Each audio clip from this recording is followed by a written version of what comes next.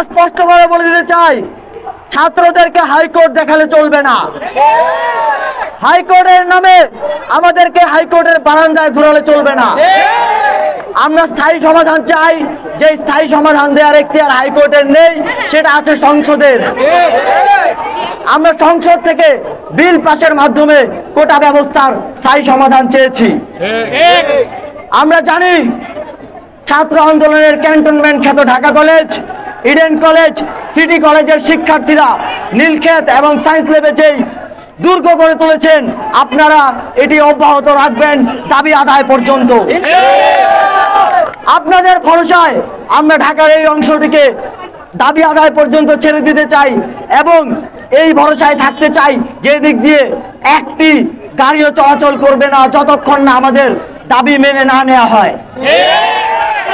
আপনাদের এই প্রচেষ্টাকে ধন্যবাদ জানিয়ে এবং আপনারা এই প্রচেষ্টা অব্যাহত রাখবেন এই আশাবাদ ব্যক্ত করে আমি আমার বক্তব্য শেষ করছি। ধন্যবাদ সকলকে। আমাদের দাবিটা স্পষ্টভাবে হাইকোর্টের উদ্দেশ্যে নয়, আমাদের দাবিটা সরকারের উদ্দেশ্যে, এবং হাইকোর্টে কিন্তু শুধুমাত্র প্রথম ও দ্বিতীয় শ্রেণীর বিষয়টা বিচারাধীন রয়েছে। আমরা দাবি করছি সকল গ্রেডের জন্য, সকল গ্রেড কিন্তু হাইকোর্টে বিচারাধীন নয়, সেটা সরকারের এখতিয়ার। এবং আমরা জানি যে কোটা ব্যবস্থাটা সরকারের নীতিগত সিদ্ধান্তের বিষয়, এবং নীতিগত সিদ্ধান্তের বিষয়ে হাইকোর্ট ইন্টারভেন করে না সাধারণত, কিন্তু এবার কেন করেছে সেটা আমরা অবগত নই কিংবা আমরা জানি না। তো আমরা মনে করছি হাইকোর্টের কোনো সিদ্ধান্তই আমাদের আন্দোলনকে, আমাদের দাবিকে, আমাদের কর্মসূচিকে বাধাগ্রস্ত করবে না এবং আমরা কোনো ধরনের স্থগিতাদেশের দিকে যাব না। হাইকোর্ট যেটা করেছে আজকে সে বিষয়ে একটু যদি বলি, হাইকোর্ট একটা প্রহসনমূলক রায় দিয়েছে আজকে হাইকোর্টের অ্যাপিলেট ডিভিশনে 1 মাসের জন্য স্থগিতাদেশ দেওয়া হয়েছে। আমি কখনো কোনো হাইকোর্টের রায় অ্যাপিলেট ডিভিশনে গেলে 1 মাসের জন্য স্থগিতাদেশ শুনি নাই। স্থগিতাদেশ দিলে সেটা অন্তত চূড়ান্ত রায় আসা পর্যন্ত সেই রায়টা স্থগিত করা হয়, কিন্তু 1 মাসের জন্য একটা স্থগিতাদেশ দেওয়া হয়েছে। আমরা মনে করি এটা স্টুডেন্টদেরকে বিভ্রান্ত করার জন্য, বিব্রত করার জন্য একটা রায় দেওয়া হয়েছে।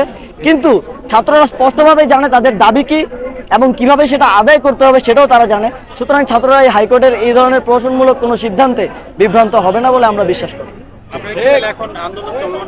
আমাদের আন্দোলন চলমান থাকবে এবং আমি বলতে চাই আন্দোলন আরো বেগবান হবে। আজকে আপনারা জানেন সারা দেশের এমন কোনো পয়েন্ট, এমন কোনো রেল স্টেশন বাকি নেই যেখানে আমাদের শিক্ষার্থীরা ব্লকেট কর্মসূচি সফল করেনি। প্রত্যেকটি জায়গায় ব্লকেট কর্মসূচি সফল করেছে। আমরা ভবিষ্যতে চিন্তা করছি আগামীকালের জন্য আমরা যে কর্মসূচি দিব সেখানে হয়তো আমরা আরো বড় পরিসরে আমাদের ব্লকেট কর্মসূচি পালন করব।